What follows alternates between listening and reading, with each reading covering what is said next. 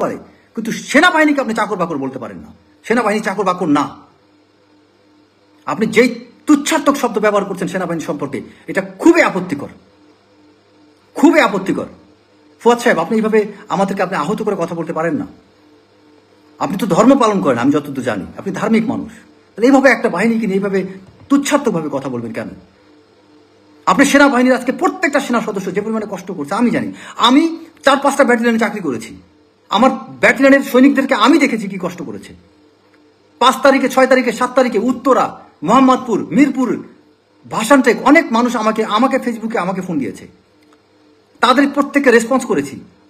আপনি কয়জনকে হেল্প করেছেন ভাই আপনার জীবনে? বক্তব্য দেন। আমি রেজা কতজনকে হেল্প করছি আপনি জানেন? এই 5 আগস্টের পরে কতজনকে উপকার করেছি জানেন না ভাই?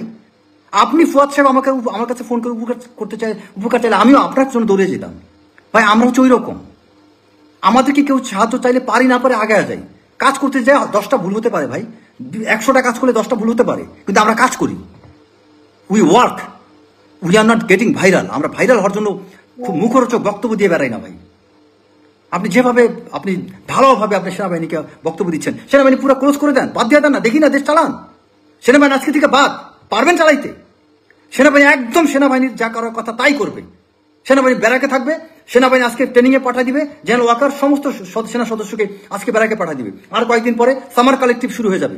সামার কালেকটিভের এখন প্রস্তুতি গ্রহণ করুক।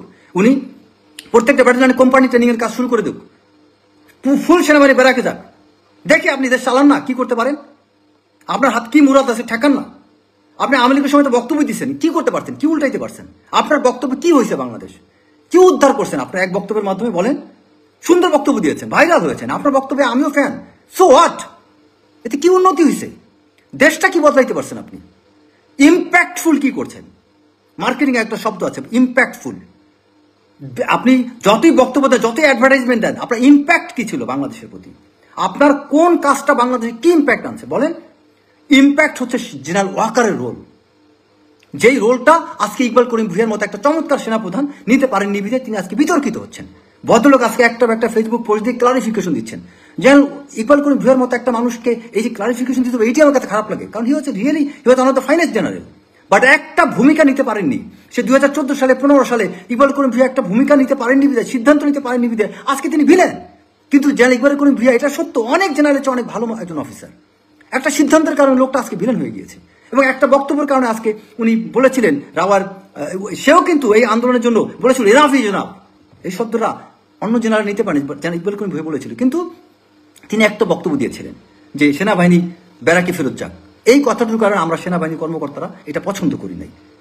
কিন্তু তারপর তো জেনারেল ইকবাল করিম ভুঁইয়ার ভূমিকা ছিল। আপনাদের ভূমিকা কি? আমাদের রিটায়ার্ড অনেক জেনারেল আছে, জেনারেল জামিল হাসান, জেনারেল রেজাকুল হায়দার, তারা কন্টিনিউয়াস ফেসবুকে পোস্ট দিয়ে গেছে। জেনারেল আজিজ, আমি জেনারেল আজিজ মানে সেনাপ্রধান না, মেজর জেনারেল আজিজ বীর বিক্রম, তিনিও ফেসবুকে লেখালেখি করতেন। আমাদের প্রচুর জেনারেল আপনার সৌল আফজাল, তাদের ভূমিকা, এদের নামই তো অনেকে চায় না, বাট আমি জানি তারা কি করছে। জেনারেল আনোয়ার, এরা অনেক জেনারেল অনেক ভূমিকা আছে, আপনারা জানেন কিছু? অনেক অফিসার আছে। আমি মেজর, আমাকে সোশ্যাল মিডিয়াতে মানুষ চিনে হয়তো আমার কথা জানেন, বাট আমাদের প্রচুর অফিসার আছে যারা নীরবে নিভৃতে লেখালেখির মাধ্যমে, এই যে ইলিয়াস অনেক তথ্য পেয়েছে আমাদের সেনা অফিসারের কাছ থেকে, পিনাকিদা অনেকের কাছে তথ্য পেয়েছে, আপনার তারপরে আমাদের জুলকার নাইন, এই সেনা কর্মকর্তাদের কাছ থেকে সহযোগিতা নিয়ে তারা আজকে অনেক লেখালেখি অনেক কিছু করার সুযোগ পেয়েছে। এই নেত্র নিউজ যা করেছে, তারা তথ্য কোথায় পেয়েছিল? এই সেনা কর্মকর্তাই দিয়েছিল। জুলকার নাইন যে কাজগুলো করেছে, যে all the prime ministers man, এটা সেনা কর্মকর্তার সহযোগিতা ছাড়া সম্ভব ছিল? আপনি বলেন। গুম নিয়ে বাংলাদেশে কোন সিভিল লোক পারছিল এটাকে এক্সপোজ করতে? It was military officer general Hasin, military অফিসাররা এটাকে এক্সপোজ করেছিল। গুমের ঘটনা বাংলাদেশের অনেকগুলো ঘটনা সেনা অফিসাররা করেছে, আপনার মতো ব্যারিস্টার ফুয়াদরা করেনি। বক্তব্য দিলে দেশ উদ্ধার হয়ে যায় না, বক্তব্য দিয়ে দেশ উদ্ধার করা যায় না। পারলে কাজ করে দেখান। যুদ্ধে যাবেন আমার সাথে, আসেন। আপনি আমার সাথে একাডেমিক্সে ভর্তি হবেন, ঢাকা বিশ্ববিদ্যালয় কোন জায়গায় ভর্তি হবেন, আপনার সাথে আমি আবার মাস্টার্স প্রোগ্রাম করবো, দেখি আপনি কতদূর পারেন। আপনি কোন কাজ আমার সাথে করুন, আই গিভ ইউ চ্যালেঞ্জ। আপনি ইলেকশন ক্যাম্পেইন করবেন আমার এলাকায়, জনসেবা, আসেন। ঢাকা শহরে একটা এলাকা সেট করেন, ঢাকা সিটির মধ্যে কোনো একটা এলাকা সেট করেন, আপনাকে অন গ্রাউন্ডে আমি দেখাবো জনসেবা কাকে বলে। বক্তব্য বাদ দেন। মতিঝিল, আপনার খিলগাঁও, মিরপুর, কোন এলাকা আপনি নির্বাচন করতে চান, কোন এলাকা বলেন। আপনি কন্ট্যাক্ট করবেন অমুক এই কয়টা ওয়ার্ড, এই 5টা ওয়ার্ডে আপনি আমি জনসেবা করবো, দেখি কে কত ভোট পায়। আপনি বক্তব্য দিবেন আর আমি কাজ করব, দেখি। আপনি একটা জায়গায় আমি চ্যালেঞ্জ দেন যে এই জায়গায় আপনি আমার চেয়ে বেশি কর্ম দেখাতে পারেন। আমি বলতে বোঝাচ্ছি আমার সেনা কর্মকর্তাদের, কয়টা সেনা কর্মকর্তাকে আপনি একাডেমিক্সে ডিভিট করতে পারবেন?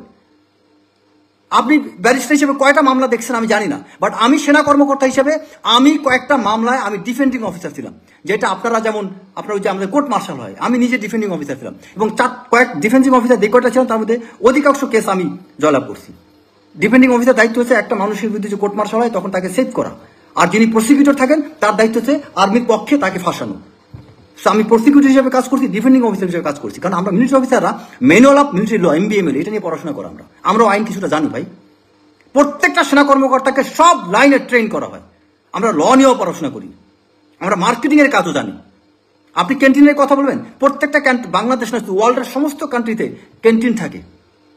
ক্যান্টিন মানে সেনা ক্যান্টনমেন্টের তাদের ব্যবহার্য জিনিসপত্রের জন্য, এটা বিজনেসের জন্য না।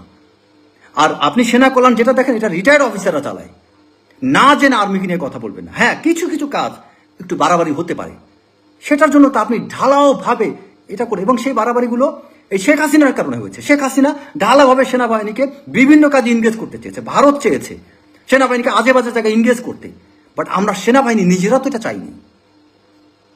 আজকে আপনারা অনেক কিছু করতে পারতেছেন, খোঁজ নিয়ে দেখেন সেনাবাহিনীর ভূমিকাটা কি ভাই। আজকে রাস্তাঘাট কোথায় সেনাবাহিনীর অবদান নেই বলেন? বড় বড় প্রজেক্টগুলো বাংলাদেশ সরকার কেন সেনাবাহিনীকে দেয়? সততার কারণে দেয়। একটা চুরি করলে ওটা খুব লাফালাফি করেন। আরেকটা কথা লাস্টে বলি, সেনা কর্মকর্তাদের করাপশন নিয়ে এত কথা কেন হয় জানেন? আমরা একজন সেনা কর্মকর্তা সৎ হলে আরেকজন অসততা সহ্য করতে পারি না, তাই আমাদের সেনা কর্মকর্তাদের খারাপ দিকটা খুব দ্রুত ফ্লাশ হয়ে যায়। আর যারা বেশ আপনার ওই আদার ডিপার্টমেন্টে যারা আছে, ব্যুরোক্র্যাটস, সিভিল অ্যাডমিনিস্ট্রেশনে, তারা অধিকাংশ করাপশনের সাথে জড়িত। তারা মনে করে আমি যদি ওর চুরি নিয়ে কথা বলি ও আমারটা বলে ফেলবে, এই জন্য সবাই মিউচুয়ালি চুপ থাকে। আর আমরা সেনা কর্মকর্তারা আমরা মিউচুয়ালি চুপ থাকি না, কারণ কি আমি জিয়াউল আহসানকে নিয়ে কথা বলি, কারণ আমি তার মতো অন্যায় করি নাই।